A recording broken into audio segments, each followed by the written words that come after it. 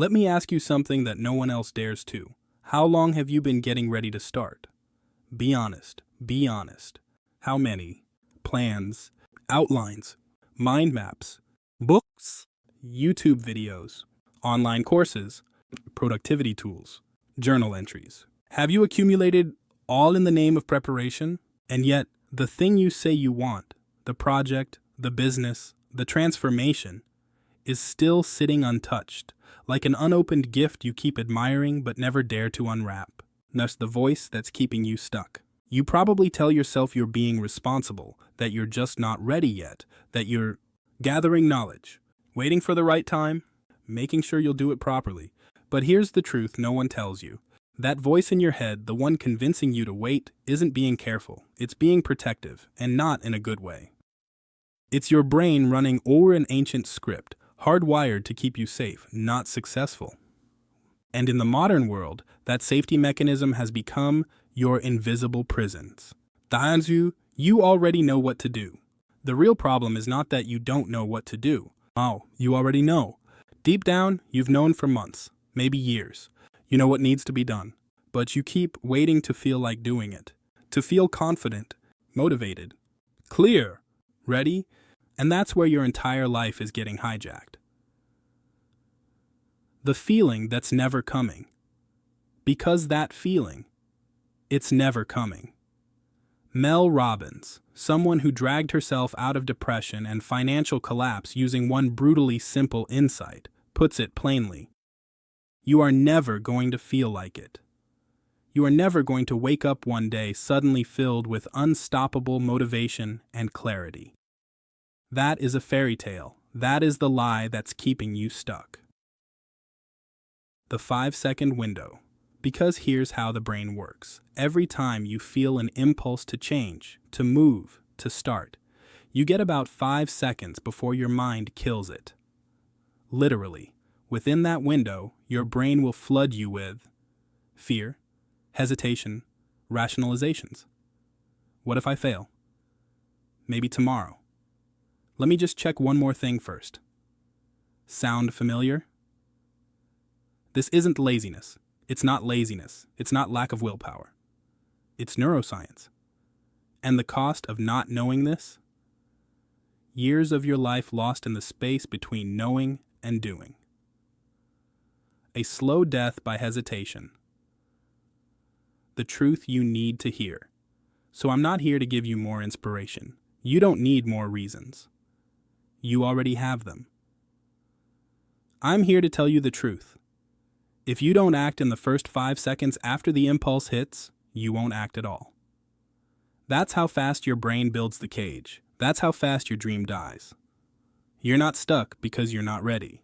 And that's where this conversation begins, not with comfort, but with truth, unfiltered, unromantic, and non-negotiable. You're not stuck because you're not ready. You're stuck because you're waiting to feel ready. And that day, it's never coming. Why your brain betrays you. Let's go deeper, because the reason you're stuck runs much deeper than procrastination or lack of willpower. It's biological.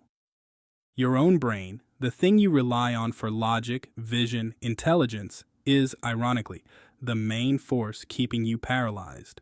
And if you don't understand how, you'll keep mistaking self-sabotage for being cautious. Your brain's only job. Here's the brutal truth.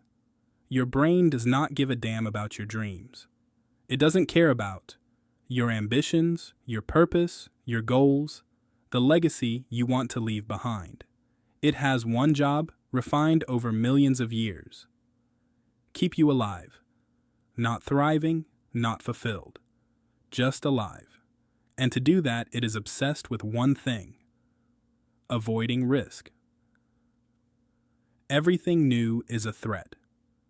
Every time you think about starting something that feels uncertain, difficult, different, whether it's launching a business, moving to another city, ending a toxic relationship, simply making a phone call you've been avoiding, your brain immediately categorizes it as a threat. Not because it is not dangerous, but because it is unknown. And to your survival-oriented brain, unfamiliar, unsafe, yo. The physical symptoms of fear. That's why. Your body tenses up, your stomach twists. You feel that sudden, invisible weight pressing down on your chest every time you think about taking action. It's not reality, it's not intuition, it's fear. And it's being manufactured by your own nervous system. In real time. This is a feature, not a bug. This is not a bug. It's a feature. It's the same mechanism that kept your ancestors from walking into the dark cave, eating the strange berry, confronting the predator alone. But now, that same ancient mechanism is getting triggered when you try to post your first video, speak up in a meeting, send your manuscript to a publisher. Your brain still thinks you might die from social rejection or failure. It doesn't realize you're not in the jungle anymore. You're in your apartment with Wi-Fi, trying to grow down. Fear in a suit and tie. And here's where it gets worse. The smarter you are, the more articulate, analytical, and self-aware, the better your brain is at manufacturing reasonable excuses that sound wise. You don't call it fear. You call it timing. You call it being strategic. You say things like, I'm just waiting for the right moment. I need to finish this one thing first. I'll start after the holidays. I just need a little more research. That's fear in a suit and tie. It wears the costume of logic, but underneath it's the same terrified primitive instinct screaming, don't move, don't risk, stay where it's safe. The neural loop. And every time you listen to it, you reinforce the neural loop that says, hesitation, on protection, planning, on progress, inaction, on safety, on. The paradox. But here's the paradox. In today's world, your comfort zone is not your safe zone. It's your death zone. Not a quick death. A slow one. The kind that eats your confidence, numbs your spirit, turns years into regrets. And unless you interrupt this mechanism, unless you learn how to override this internal alarm system, you'll never move. You'll keep building castles in your mind and graves under your potential. One series, the lie about motivation. Here's a truth that will disturb you, and it should. You are waiting for something that is never going to happen. You think that one day you'll wake up and suddenly feel like it. You'll feel energized, confident, certain. Like all the stars will align and you'll finally write the book, build the brand, fix the relationship, quit the job. But here's what no one ever told you. That feeling, the one you're waiting for, it's a lie. You won't feel ready. Not now, not later, not ever. The fantasy we've been sold a fantasy. That motivation is this magical, spontaneous force that shows up and carries us across the finish line. That one day we'll just feel different, and that moment will be so powerful, we'll never look back. Bullshit. As Mel Robbins said, you are never going to feel like it. The truth about motivation. Motivation is not a prerequisite to action, it's a result of action. You don't feel motivated and then act. You act, and then, and only then, the motivation follows. This isn't theory. This is biology. How your brain sabotages. Your brain is a survival machine, not a success engine. When you think about doing something difficult or uncertain, your amygdala, the part of your brain responsible for fear, lights up. The job of the amygdala is to keep you away from pain, uncertainty, and discomfort, so it floods your system with hesitation, doubt, 100 reasons to wait. You call this thinking. It's not thinking. It's fear pretending to be logic. Why smart people stay stuck. This is why people spend decades preparing but never starting. This is why people with PhDs, coaches, mentors, full plans, endless resources stay stuck for years because they're still waiting for a feeling that will never arrive. They're addicted to the illusion that readiness comes before action. The myths that keep you frozen. Let me break it to you. Readiness is a myth. Confidence is a myth. Clarity is a myth. These are all things you earn on the journey, not things you begin with. The truth about your past. Breakthroughs. Think about it. Did you feel ready the first time you had a tough conversation, made a leap of faith, started something meaningful? No, you were terrified. But you did it anyway, and then the courage came, the pride came, the energy to keep going appeared. That's how the system works. The training. You're giving your brain. The longer you wait to feel ready, the more you now train your brain to believe that action requires emotion. That you have to want to do something before you do it. And every time you obey that lie, it gets stronger. Every day you hesitate. The hesitation becomes more familiar, more natural, more comfortable, until one day you look back at a life full of almosts, maybes, and someday. What breakthrough people do differently? So what do the people who break through do differently? They act without permission from their feelings. They don't wait to want to move. They move despite not wanting to. And in doing so, they retrain their brain to stop asking for comfort before taking action. The turning point. This is the turning point. This is where the game changes. When you realize that you don't need to feel like it, need permission from your mind, be motivated, inspired, or confident. You need to act now, before the hesitation takes hold. The 5-second rule. And there is a tool, a deceptively simple, science-backed tool that gives you the power to do just that.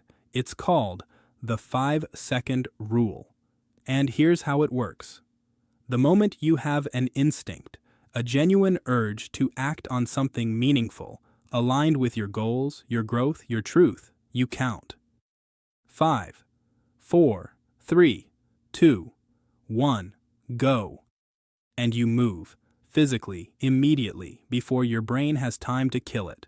You don't wait, you don't negotiate, you don't debate, you don't rationalize. You act. That's it.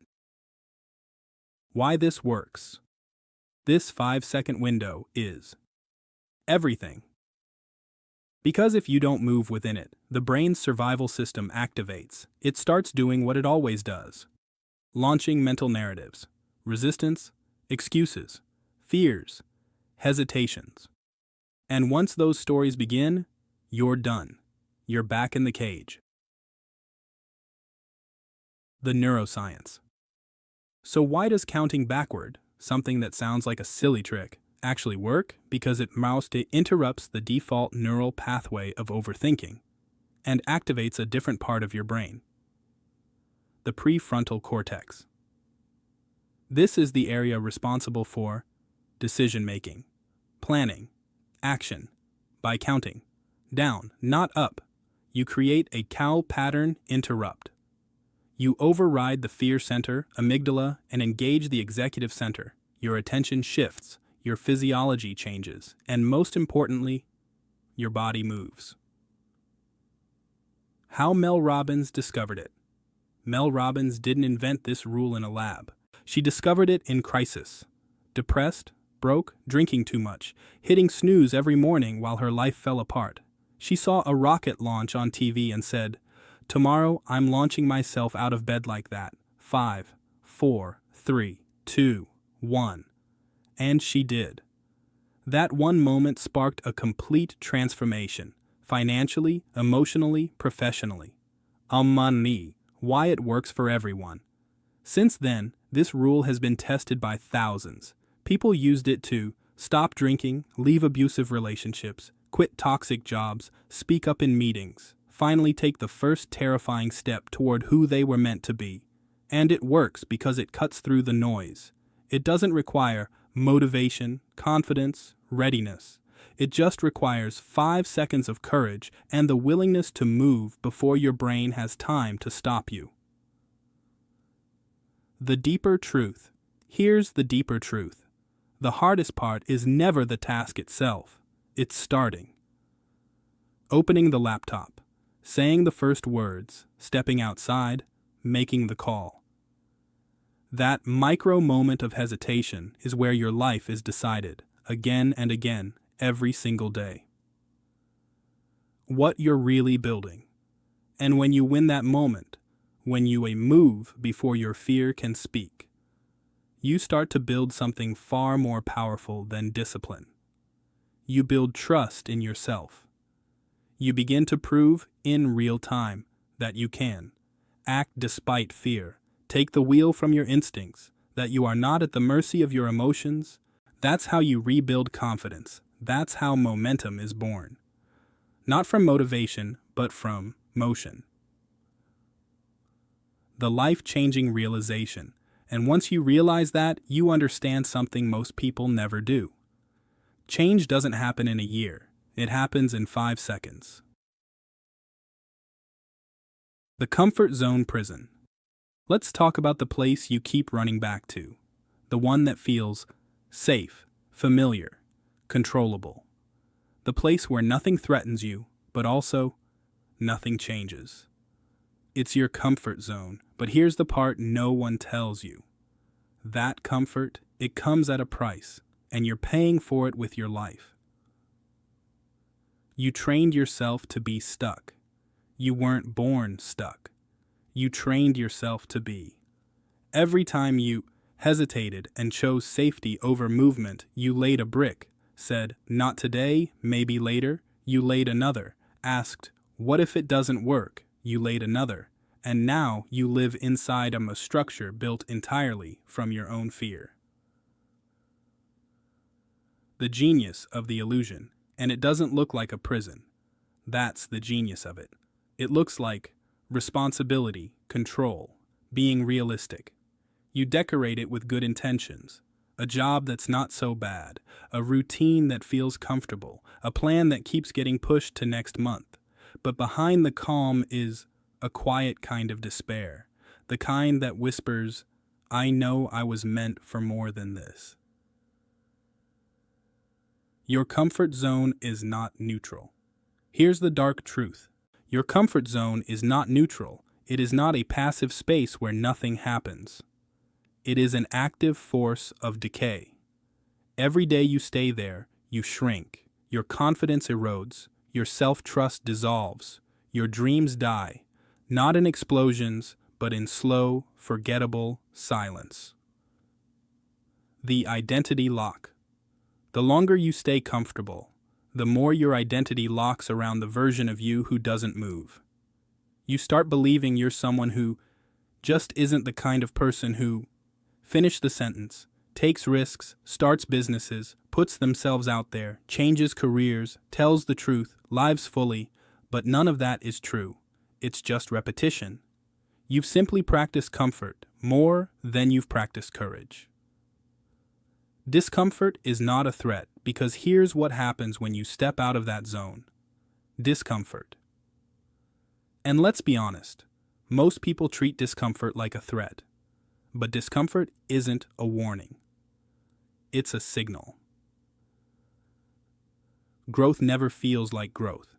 Growth never feels like growth while it's happening. It feels like fear, resistance, pain, uncertainty.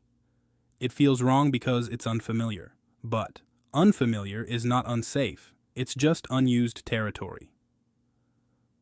What your comfort zone protects you from your comfort zone might be keeping you safe from failure, rejection, judgment, but it's also keeping you safe from success, meaning the version of yourself you haven't even met yet. It's a cocoon that was never meant to become a coffin. It's the paradox of growth. And here's the paradox. The more you leave the comfort zone, the larger it gets. What once felt terrifying becomes normal. What used to drain you begins to excite you, and what you once feared, you now own. Because when you build evidence that you can survive discomfort, your entire identity shifts. You stop asking, "Can I do this?" And you start asking, What else am I capable of? The power of micro-movements. But how do you start expanding that zone without overwhelming yourself? What if the leap feels too big? What if you freeze every time you try? Then you start small, micro, atomic. You don't need to break down the entire wall today. You just need to crack it. Forget the leap. By now, you understand the stakes. You know, your brain is wired to protect, not progress. Motivation is unreliable. Your comfort zone is more like a padded cell disguised as safety, but knowledge isn't enough. What matters now is movement. And not massive, dramatic movement. That's another myth that keeps people frozen, thinking they need to overhaul their entire life in one perfect leap. Forget the leap. What you need is a step, a microscopic, seemingly insignificant step. Where momentum is born. Because that's where momentum is born. Not in revolution, but in motion. In the next action. Not the best one, not the perfect one. Just the next. The confusion about progress. This is where most people get it wrong. They confuse progress with perfection. They think they have to feel ready to write the whole book, launch the entire brand, run the marathon, and because that feels impossible, they do nothing. What people who actually do the thing understand. But here's what the people who actually do the thing understand. Tiny actions compound. Motion creates emotion. Energy follows execution. You don't need to write the book today. You need to open the document. Go to the gym and crush a full workout. You need to put on your shoes. Have the whole business plan. You need to send one email. That's it. That's the game. The evidence you generate. Because here's what happens when you start. You generate evidence. Evidence that you are not powerless, you can act, you do have control. And that evidence, even if it comes from a 30-second action, starts to dismantle the story your brain has been clinging to for years. That you're not ready, not good enough, not built for this. Deaddower activation energy. Mel Robbins calls this activation energy, the idea that movement itself is the fuel. It's not just symbolic. There's real neuroscience behind it. Deis. When you move your body physically, you engage the prefrontal cortex, shifting focus away from the emotional centers that generate fear and hesitation. In other words, motion breaks the cycle of overthinking. Why the 5-second rule works. This is why the 5-second rule works. It's not about getting the whole job done. It's about beating the window where your brain will kill the impulse. Once you take that first step, no matter how small, momentum takes over. And resistance, it starts to dissolve. The biggest myth. The biggest myth in personal growth is that you need to feel better before you start. But the truth is, you start to feel better. Action first, emotion follows. The micro win that changes everything. And you want to know the craziest part? That tiny moment, the one where you moved instead of waiting, becomes a victory. One that your brain remembers. You reinforce the identity of someone who moves, acts, doesn't wait to feel like it. That shift in identity is how transformation begins. One micro win at a time. Reclaiming your agency. But there's something else even deeper and more powerful that happens when you build momentum. You begin to reclaim your agency. You stop seeing yourself as a passive victim of hesitation and start becoming the kind of person who decides, moves, initiates. And from that place, everything becomes possible. This is about who you are. Let's take this even further, because it's not just about tasks. This isn't just for your to-do list. At some point, this stops being about productivity. This stops being about routines or getting things done. This becomes about who you are. the small decisions that shape you. Because the truth is, every time you hesitate, every time you surrender to fear, every time you wait for motivation, you are making a decision. And those decisions, they shape your identity more than you realize. You think you're stuck because you haven't made the big decisions yet. To leave the job, start the business, end the relationship, begin the chapter. But that's not true. You're stuck because of the small decisions you make every single day. The ones that seem insignificant, the ones where you could have moved but didn't. The decision to snooze, scroll, delay, wait. How the dream version of you gets built. That version of you, the one you dream about becoming. They're not built through fantasy. They're built through action, through one 5-second moment at a time. One decision to move instead of freeze, lean in instead of back away, interrupt the story your fear keeps replaying in your head. The power of identity. Voting, that is the power of this rule. It's not just about doing, it's about becoming. Every time you count 5, 4, 3, 2, 1, and move, you're not just taking action. You're voting for a new identity. You're showing your brain, I don't need to feel like it, I decide what happens next. And that, right there, is freedom. True freedom. The kind of freedom most people never experience because they've spent their lives outsourcing their future to their feelings. But you don't have to. You can reclaim control, not all at once, but in micro moments of defiance, in seconds of courage, in tiny, irreversible decisions that say, I will not live in hesitation anymore. The final truth, and here's what you must remember. You're not broken, you're not lazy, you're not unmotivated. You've just been waiting for a feeling that was never designed to come. Now you know better.